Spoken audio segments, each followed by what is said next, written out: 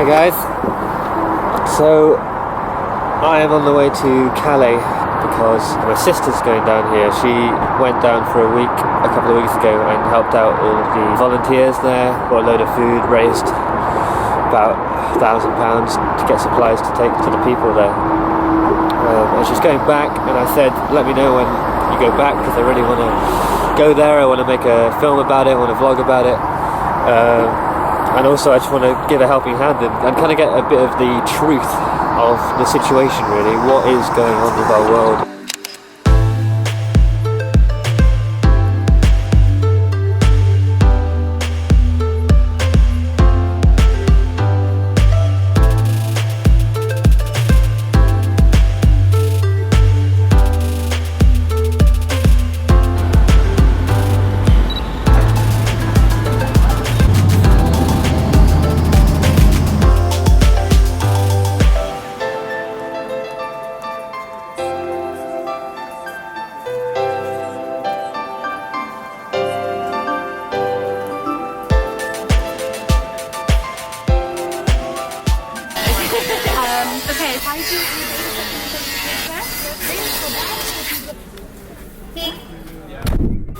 So just arrived at the warehouse in Calais, unloaded the van, got all the stuff together in all the different bins for this distribution to the people, and got straight to work really. I've been cutting Brussels sprouts and I'll be doing that for some time to come, I think.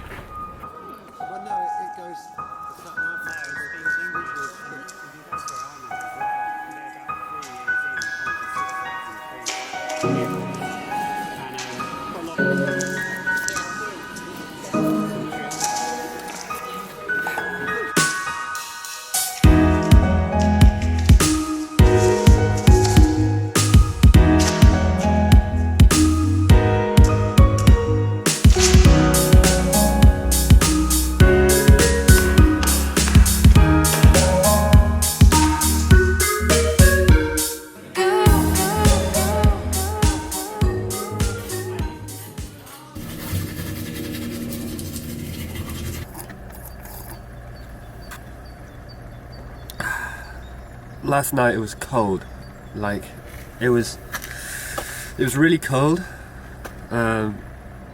because like we didn't have enough. It was just really cold, a bit chilly, a little bit chilly. So today I am wearing all the layers, all of the layers. So if you look at your undergarments right now, you'll find that all your layers are gone because I've got them all. So this is the workshop.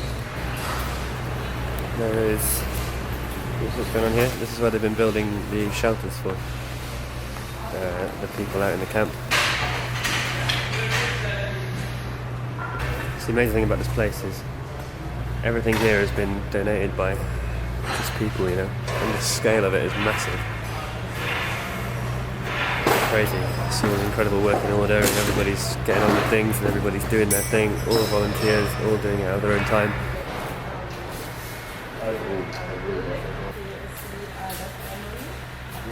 So I'm about to head to Dunkirk, and Dunkirk's another camp that some of you may not have heard of.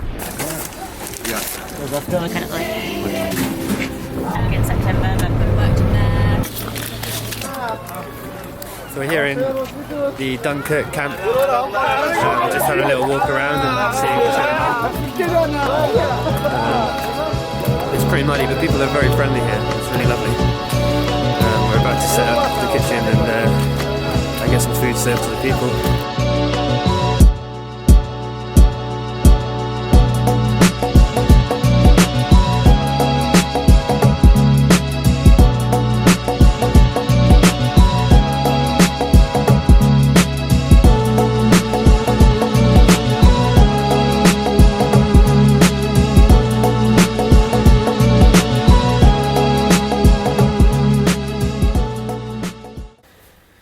So I've just been to the Dunkirk camp. We were there kind of giving out food and having a little look around and having a walk around. It was really lovely. I bumped into my friend Kate, who I knew from home. So she showed me around. Dunkirk camp is a lot smaller than the Calais jungle. It's still quite large though. The mud is very deep, and everybody's still in tents. But the people there are so vibrant. Everybody was saying hello when you walked past, and when we were serving food there was people stopping by and chatting and telling us stories of their lives and their hopes. You know, I met one guy who was showing me on his phone pictures of him standing in his city looking super sharp, super stylish, and telling me of the days where he went out to the beach, and there's a picture of him going on a flight with his passport. And this wasn't that long ago, and I feel it's a really valid point to make, is that these people are referred to as refugees. As you may have noticed, I've referred to them as people throughout this vlog, and because they are people, we can't be referring to these people as refugees all the time, because a refugee makes you think of a bunch of people in a camp living in tents. There's no backstory to that, it's just what is happening right now. But so recently these people were living lives just as well as we are back in Britain. Like, we must understand this. There's so many people out there that are so feeling so much hatred towards the refugee, and I just don't get it. I just don't see why this is a thing, you know? Like, we're all human. Like, imagine this, imagine you wake up in the morning, you head out down to the beach with your mates or something, and then all of a sudden, boom, you know, a bomb strikes your city, bomb strikes your house, your passport's in your bedside table, your parents are in the living room, and suddenly you're left without anything. All your possessions are gone, only what you have in your pockets in 1 second is all you have. And then you've got a bunch of mates who say, oh man, we're gonna go, you know, come with us, we're gonna find a better life, you know. What would you do? You know, what would you do? And that is genuinely the situation. They had money, good lives, you know, good situations that they were in, you know. And then what are you going to do? You're going to get a new passport when your country's under war, you know? It's not going to happen. The government gave up on these people, so they had to go and run away. So I think we should be more understanding of the background stories of these people and the torment that they've been through. Because I find it quite admirable that the people that I met have a massive amount of positivity about them. They're all so hopeful and so kind. Like, I met a guy, I was giving out some food, and this guy came and he was like, oh man, where are you staying? And I said, oh, I'm staying in the van. And he was like, man, are you cold? Is it cold in the van? He's like, I have a sleeping bag for you. I've got, you know, do you want some sleeping bags? Do you want some warmth? You can come and stay at my place if you like. And, you know, he lives in a tent, you know, in the mud. But still, he's incredibly kind, incredibly hopeful, and incredibly friendly. And we need to ask ourselves, would we be like that if our cities, Cardiff, Bristol, London, you know, they're the places that I kind of I spend most time. If those places went into war, you know, and we escaped somewhere else when we try and find a better life, you know, would we have that positivity? Like, imagine a terrorist organisation running from London, and I don't know, some other country decides to try and take them down, so they start hitting London with like layer upon layer and layer of bombs. Like, there is a lot of people in London who have got nothing to do with those terrorist organisations, and they're going to be massively affected by that. And yeah, you might take out the people causing the trouble, but in doing that, you're creating a mass amount of people who are incredibly disrupted. And what you find when you disrupt people, children, teenagers, with violence, is that they have a tendency to become violent themselves, because that's what they've seen, and that's what they, when the government talks about getting things done, maybe like going and bombing Syria, for instance, that's getting it done, it's getting the terrorists out of the situation. So if you look at that, and you're involved in all that, maybe you think, to get things done, I'm going to start, being violent, and then the people that become violent because of the violence of our world system are getting punished and ridiculed for being violent. So then it's just a vicious circle.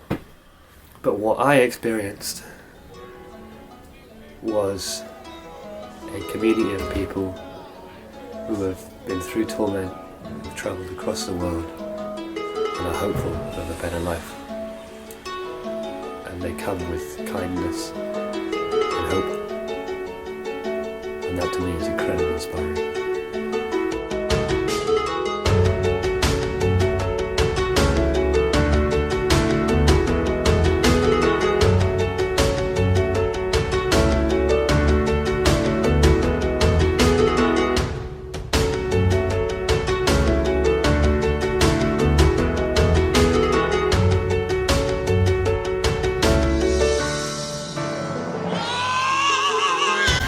Inspiration, people, love, everyone looking after each other, people hitting low moments and someone hugging, people picking each other up, people who are tired, burnt out from months and months of hard work, they keep going, their eyes are all hollow and they're tired, and next minute they're bouncing back and they know they just got to keep doing what they're doing because they love what they do.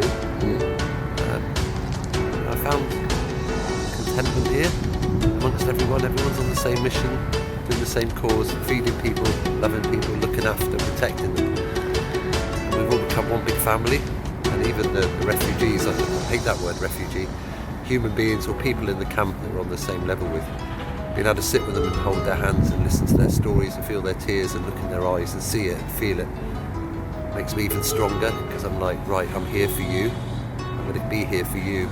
The children playing tennis, the kids laughing and giggling in the mud, losing their wellies, and the mothers picking them up, holding them. The mothers so protective over their kids. I found a community, a beautiful community, beautiful people. And you think you're going to come back here, yeah, I want to come back. And if I didn't have responsibilities in Cornwall and my family there, I'd be here working constant, and I wouldn't leave until the British government and the French government acknowledge these are human beings. They need homes. They need to be let. We need to open the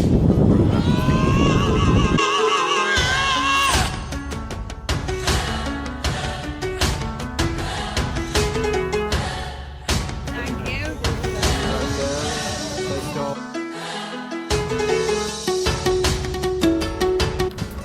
I'm here in the jungle.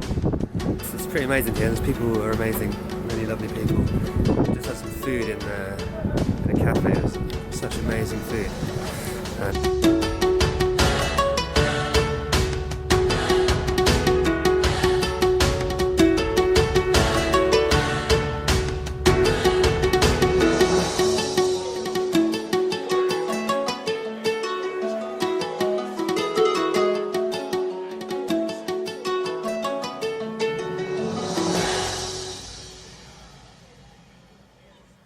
Hey, hope you enjoyed that vlog.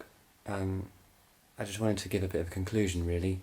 I gave quite a positive outlook, I think, on the situation, because my week was a very positive week. But obviously I know that the situation there is far from positive, and it needs all the help it can get. So I'm going to put some links below in the description as to how you can help out. Also, my sister is going back and forth out there and is raising funds for that with a crowdfunder, which I'll link below as well. So I hope you enjoyed the video. I hope you got more of an insight into the situation in Calais and in Dunkirk, and I'll see you next week. Take care.